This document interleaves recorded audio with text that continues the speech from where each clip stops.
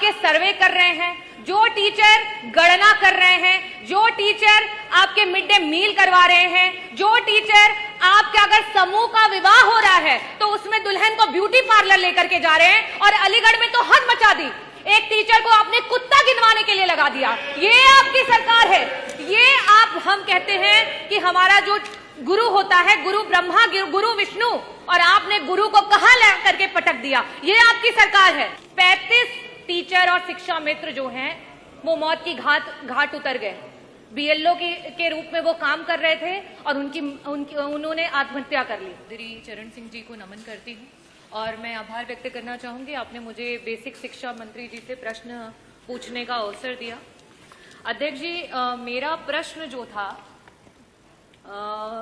शिक्षा विभाग के पिछले किए हुए कृत्यों से जुड़ा हुआ था, क्योंकि अभी कुछ दिन पहले ये देखा गया कि विभाग के द्वारा कई सारे प्राइमरी स्कूलों को बंद किया गया मर्जर के नाम पर, और जब उसका कारण पूछा गया तो ये बताया गया कि उन स्कूलों में जो है बच्चों की संख्या कम है।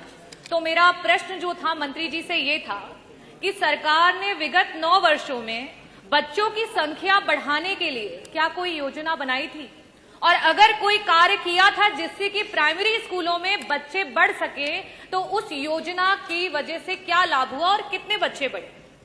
अध्यक्ष जी, उत्तर जो है वो बड़ा ही निराशापूर्ण है, और उत्तर ये रहा कि कोई बच्चे नहीं बढ़े हैं।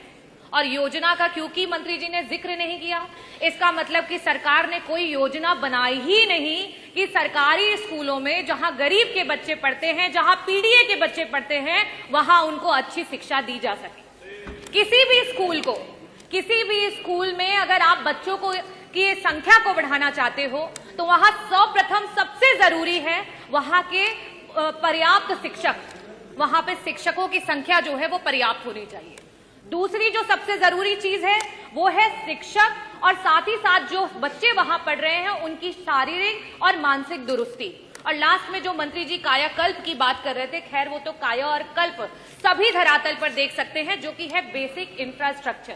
खैर एक बात को, बेसिक इंफ्रास्ट्रक्चर को कॉम्प्रोमाइज भी कर सकते हैं, लेकिन जिन स्कूलों में टीचर्स ही नहीं है, जिन स्कूलों के टीचर्स प्रताड़ित हो रहे हैं, वहां पे हम कैसे चाहेंगे और कैसे पा पाएंगे कि हमारे बच्चे बढ़ रहे हैं। मेरा पहला प्रश्न जो है मंत्री जी से ये है कि आज 9,508 ऐसे स्कूल हैं जो सिर्फ और सिर्फ एक टीचर की वजह से चल रहे हैं, और कई सारे ऐसे स्कूल हैं जहां सिर्फ और सिर्फ शिक्षा मित्र हैं। ऐसी स्थिति में क्या सरकार शिक्षक भर्ती को और देरी ना करते हुए, क्योंकि 2 लाख से भी ज्यादा टीचर्स की आज सरकार की कमी है, उसको पूरा करने के लिए जल्द से जल्द शिक्षक भर्ती लाएगी, और लाएगी तो कब? और साथ ही साथ जो हमारे शिक्षा मित्र उतना ही काम कर रहे हैं और उनके पास जो है टेट क्वालिफाइड है, उनका समायोजन करने या उनका मानदेय जो है उसको बढ़ाने के लिए सरकार कब विचार करेगी? मेरा दूसरा प्रश्न मंत्री जी से ये है, क्योंकि मैंने मानसिक और शारीरिक दोनों की दुरुस्तता की बात की।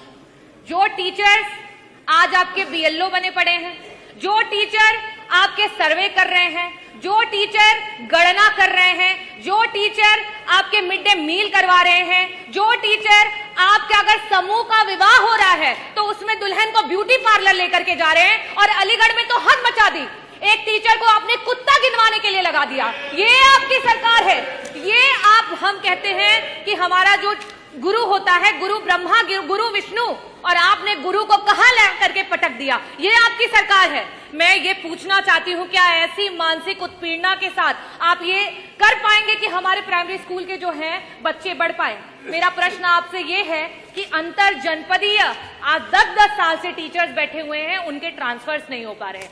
ऐसी स्थिति में क्या सरकार, जो हमारे टीचर्स हैं 1,86,000 ऐसे टीचर्स हैं जो कि टेट के बिना ही उनको नौकरियां मिली, आज उनके ऊपर टेट की मार आ गई है।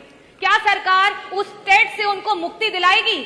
क्या सरकार अंतर जो आपके जनपदीय ट्रांसफर्स है उनकी बात करेगी? और जिस तरीके के व्यवहार को सरकार टीचर्स के साथ कर रही है, क्या उस पर रोक लगाएगी?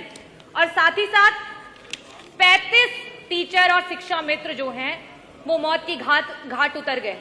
बीएलओ के रूप में वो काम कर रहे थे और उन्होंने आत्महत्या कर ली।